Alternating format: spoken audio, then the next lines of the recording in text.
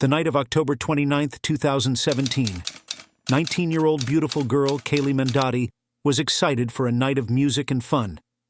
She and her boyfriend, Mark Howerton, joined thousands of others at San Antonio's Mala Luna Music Festival, where the energy was high and everyone was in party mode. They took ecstasy to enjoy the vibe, but the night soon took a dark turn. An argument broke out between Kaylee and Mark, leading them to leave the festival early. Somewhere along the way, they pulled off the road looking to make out. But after their private moment, Kaylee started feeling unwell and then lost consciousness. Mark, panicking, waved down an EMT to get help, and she was rushed to the hospital. She arrived without a pulse, covered in bruises and nearly naked. Tragically, she couldn't make it that night. But this wasn't the whole story. It turned out that Kaylee and Mark were tangled in a complicated love triangle, and their relationship had hidden layers. Friends and family were left wondering, was Kaylee's death a tragic accident or something far more sinister? Kaylee Mandadi and Taylor Clement had been best friends since 9th grade. They used to share everything from school secrets to a daily Snapchat streak every day. Kaylee was a morning person, always sending her first snap right at 8 a.m. It was just part of their friendship routine, something Taylor could count on. But on Monday morning, October 30th, 2017, Taylor's phone stayed silent.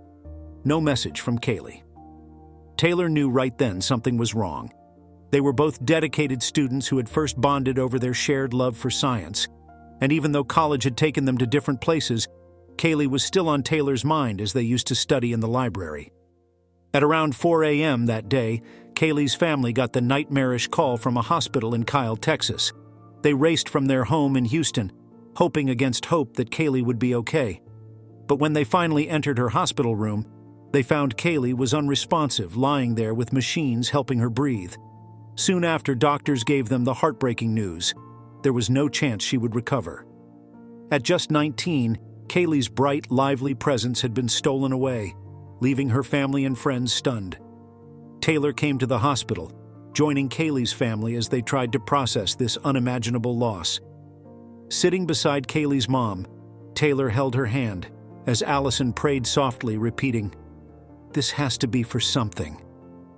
It was a painful time, but Kaylee had once told her family she wanted to be an organ donor. So, even through their grief, her parents found a little bit of hope, knowing Kaylee's final act could save other lives. Kaylee Mandadi seemed to have everything going for her. She was a sophomore at Trinity University in San Antonio, majoring in communications, and plus, she was in a sorority, a cheerleader, and had just started dating Jeff Burkham, a football player and fraternity guy. They'd dated before but had broken up. Still, Kaylee was feeling hopeful about giving their relationship another shot, even though she wasn't totally sure if Jeff was serious this time. But after their breakup came another guy, named Mark Howerton. Mark was 22, from Houston, and used to be a star baseball player in high school. He met Kaylee during his visits to Trinity, and they started seeing each other. But this new relationship stirred things up. Jeff knew about Mark, and Kaylee's friends could tell there was some tension. As things got more serious with Mark, Kaylee's friends didn't really like him. They noticed some strange behavior, and Kaylee confided in them that she wasn't really happy with Mark and actually wanted to break up. The problem was, she was scared to do it. When she tried, he would threaten to hurt himself if she left. So Kaylee felt trapped. She started reaching out to Jeff again, telling him she was afraid of Mark. In text messages, she said she was scared and wanted to get back together with Jeff. She was ready to end things with Mark once and for all, but things didn't go as she hoped. On October 29th, 2017, Kaylee went with her boyfriend Mark to the Mala Luna Music Festival at Nelson Wolff Stadium. They were drinking and they took some MDMA too. But it wasn't long before they spotted Jeff, someone they clearly didn't want to see. So they took off around 3:45 p.m. After that, no one saw Kaylee again until hours later, when Mark showed up at Luling Hospital around 10:30 p.m. As we previously mentioned, Kaylee was unconscious, half-dressed, and had bruises all over her body. The doctors jumped in, starting CPR right away, but it was too late. She was brain dead. Just 2 days later, on October 31st, Kaylee was taken off life support and passed away. When the police questioned Mark, he told them they'd left the festival early because Kaylee wanted to get away from everything, her friends, her family, even school. He said that running into Jeff had sparked an argument between them as they drove back to Houston. According to him, things escalated, and after the fight, they ended up having rough sex in a parking lot. Mark also insisted it was consensual. But then Mark claimed Kaylee started feeling sick right afterward and suddenly passed out. He tried to help her as he drove, but when he realized she wasn't breathing, he rushed off the highway and made his way to the nearest hospital. When they got there, it was obvious her condition was really serious. She had no pulse and was covered in bruises, which set off all kinds of alarms. Mark told the police the bruises were from earlier, saying Kaylee bruised easily when she was drinking. Despite several rounds of interrogation, Mark didn't face any charges related to her death. But then, 3 months later, the autopsy report came with a shocking revelation. Kaylee had died from blunt force trauma to her face and head. It was a clear homicide. Questions started to pile on. What actually happened to Kaylee? Did Mark lose control and beat her? Or was there some other explanation? Was it really an accident like he claimed? Mark Howerton instantly became the first suspect with some heavy charges: kidnapping, assault, and even murder. Mark was arrested after that. But as you guessed, he pleaded not guilty, got out on bail, and waited for the trial. Now, the prosecution's story was intense. They said Mark dragged Kaylee from a music festival, the Mala Luna, took her to his car, and there he assaulted her in such a brutal way that it led to a brain injury that she didn't survive. The prosecutor, Alexandra Crenshaw, told the jury it all started with what happened in that car. She even showed photos of Kaylee just 18 hours after she ended up in the hospital, arguing that those photos were all the proof they needed to convict Mark for murder. On top of that, the prosecutors painted Mark as an extremely possessive, short-tempered guy who tried to control Kaylee at every step. But the defense had their own take. They suggested that the bruises on Kaylee could have come from the medical team trying to save her life with CPR, and that maybe the Molly or MDMA she'd taken was partly to blame for what happened to her.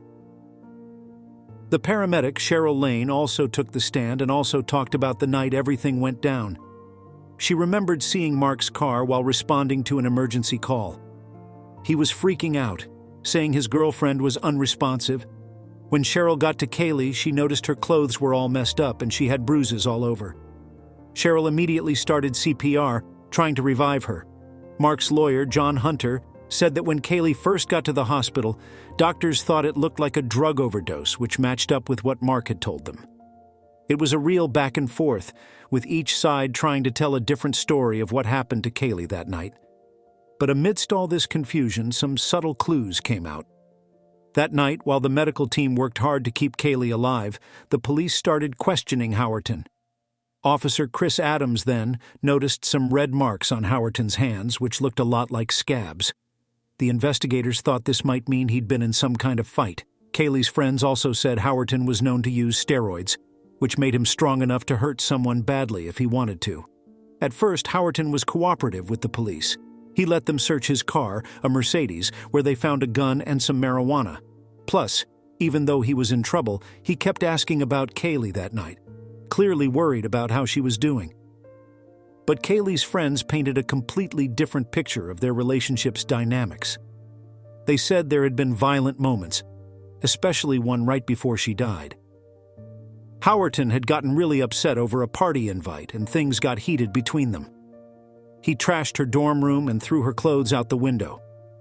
The noise of their fight was so loud that campus police were called. Officer Roderick Lewis got there just in time to see Howerton leaving her room. Inside, he found Kaylee's apartment a mess. A cracked glass door, clothes thrown around, and even her laptop had been damaged. Because of that incident, the university eventually banned him from coming back to campus. At the same time, Kaylee was torn between Howerton and her ex, Jeff Burkham. She wanted to patch things up with Jeff, and things reached a boiling point at a music festival where Kaylee told Jeff she was planning to break things off. There were a lot of witnesses around, so it was clear her decision was final. Jeff Burkham was also called on the trial to testify. He was also at the festival and saw Kaylee and Howerton heading toward the exit. Jeff said that Kaylee didn't really want to leave, but he watched as Howerton pulled her closer, almost like he was forcing her to go with him. Later, when Jeff was questioned further in court, Howerton's defense lawyer, John Hunter, really dug into his story. He pointed out some inconsistencies in what Jeff told the police. At first, Jeff said he saw Howerton putting Kaylee into his car, but then he admitted he didn't actually see that part happen.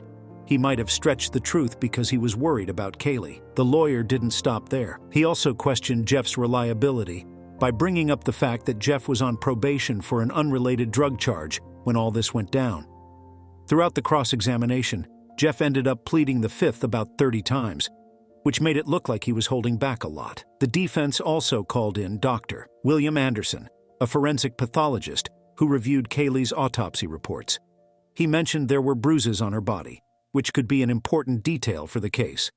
But with Jeff's story seeming shaky, especially with all those Fifth Amendment pleadings, the defense was trying to make his credibility look pretty questionable. Anderson also claimed that some of the bruising on Kaylee's body truly might have come from attempts to revive her, and also from the organ donation process.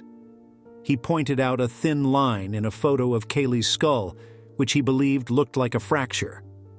This fracture, as he called it, might mean that Kaylee's brain bleed could have been caused by a fall, even though she was actually in a car the day she got hurt. The hematomas, or blood clots, don't usually cause immediate death, but it opens the door for other possible explanations for her injuries. The defense was quick to hold on to Anderson's testimony, arguing that Kaylee's injuries could have happened in ways that had nothing to do with Mark Howerton. After they finished, the prosecution also decided to bring the medical examiner back to counter Anderson's claims, and that's when everything got more interesting. The prosecution's examiner flat-out rejected the idea of a skull fracture, saying that the line in the photo doesn't indicate one at all. He also criticized Anderson for drawing strong conclusions from a mere photograph. Naturally, the jury was left with a tough decision about Mark Howerton's guilt. After 10 hours of back and forth, they informed the judge they couldn't reach a unanimous decision. As a result, this deadlock ended up in a mistrial, meaning the case was left unresolved. And from here, the story takes a cinematic turn.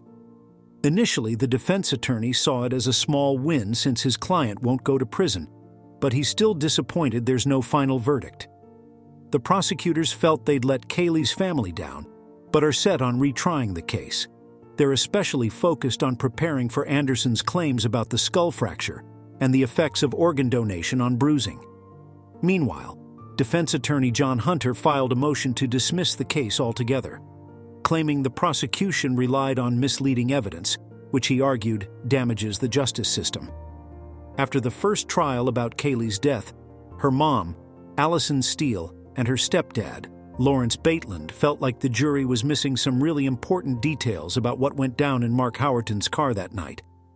They knew they needed to get to the bottom of what really happened, so they decided to investigate the circumstances of Kaylee's injuries themselves.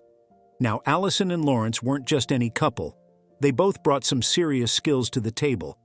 Allison is a scientist with a knack for research and analysis, while Lawrence is an engineer who's even worked at NASA. Together, they had the technical know-how and determination to dig deep and tackle this complicated investigation. Allison started by carefully going through every autopsy photo, spending countless hours looking for clues. One picture caught her attention. It showed a small mark above Kaylee's right ear. It hinted at a story that didn't quite match what had been said in court. But then, there were other photos that showed big bruises above Kaylee's left ear, the same area the medical examiner had pointed out during the trial. This difference got Allison and Lawrence thinking about how the events that night might have really unfolded. They came up with a theory. Maybe the fatal injury happened when Howerton, sitting in the driver's seat, hit Kaylee on the left side of her head, making her head slam into the car window and lock button. To make things even more suspicious, they remembered a police interview from the day Kaylee died, where Howerton admitted he'd pushed her head against the window before.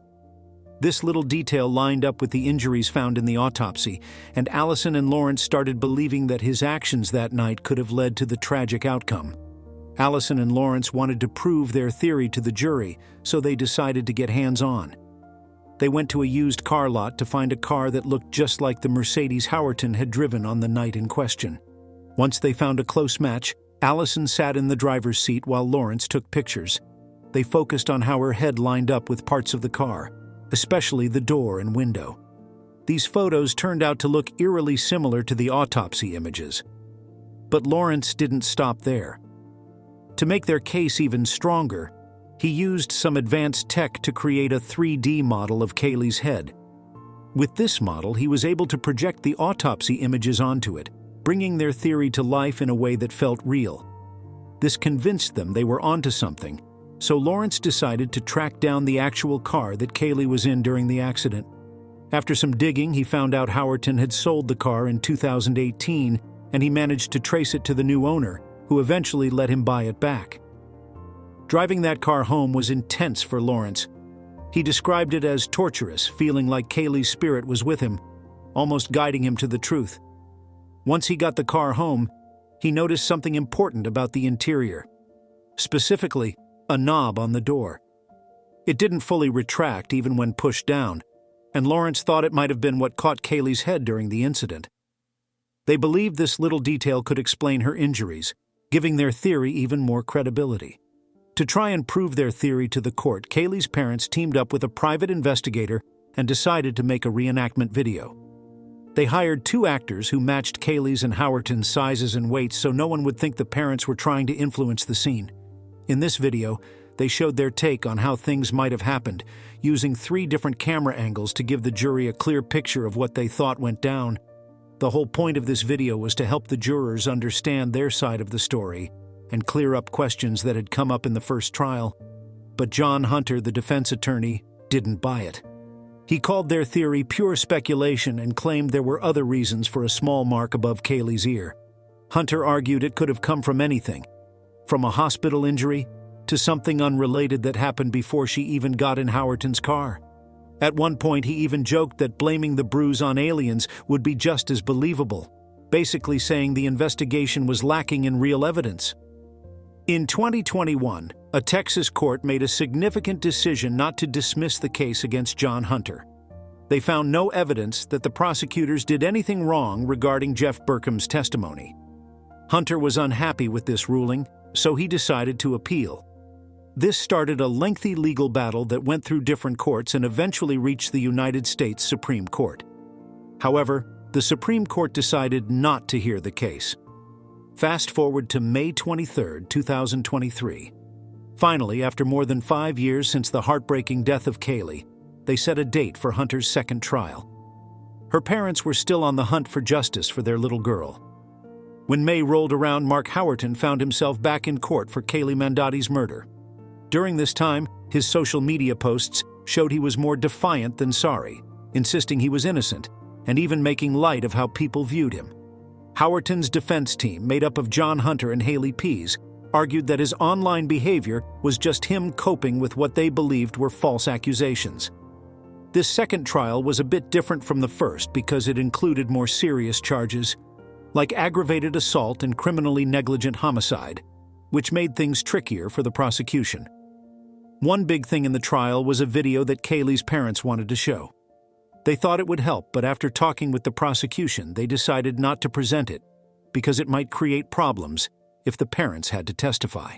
The trial kicked off on May 23rd, and surprisingly, there was no media buzz around it. Prosecutor Alexandra focused on the events leading up to Kaylee's tragic death, especially her relationship with Howerton. They had a new witness list that left out Jeff Burkham, but included an expert on domestic violence. This expert testified that Howerton showed classic signs of an abuser, isolating and controlling Kaylee. In his defense, Hunter urged the jurors to look at the evidence closely, especially the results of Kaylee's autopsy. He argued that the high levels of MDMA found in her system might have contributed to her death. He insisted this was a major factor, even though the prosecution said there was no proof that MDMA was linked to the specific brain injury Kaylee suffered. The defense team called in Dr. William Anderson again, who had previously made some pretty damaging statements in the previous trial. But the prosecution wasn't about to let that slide. They brought in a new medical examiner who quickly shot down Anderson's claims again. It was clear they were ready to tackle any mistakes that might have been made earlier in the case. Then, in a surprising twist, the defense decided not to call Dr. Anderson to the stand at all. It was a big change in their game plan. Finally, it was the time when the jury team of 12 people had the heavy job of deciding Mark Howerton's fate. And after all these, when the jury finally came back, the words, "not guilty" on the murder charge hit Kaylee's friends and family real hard. It was like living through a nightmare that just wouldn't end. But things took a turn when Howerton was found guilty of aggravated assault that caused serious injury. Suddenly, there was a wave of relief and some hugs among his supporters, though it was a bittersweet victory. Howerton ended up getting the maximum sentence of 20 years, but Kaylee's family felt that wasn't nearly enough for what he had done. Kaylee's friend Taylor spoke up about the ongoing grief and how deep the scars ran from losing her. Meanwhile, Kaylee's parents, Lawrence and Allison, felt justified in their decision to create a video for the jury, even though it never got shown. They found that going through the process helped them understand what led to their daughter's tragic death. But through it all, Allison was determined to honor Kaylee's memory, working to help other victims of violence. She firmly believes that Kaylee would want her story to make a difference. So, what do you think about this case? Do you think Mark was guilty and the jurors made a mistake? What exactly do you think happened that night in the car? Did he also cause her drug overdose that night? We'd love to hear your version. Drop your views in the comments below. And speaking of drug overdose, there's this other chilling story where deadly poisons were used to commit murder, just like a thriller novel. If you want to know, just click on this video and watch. And don't forget to give this video a like and subscribe to this channel. See you soon.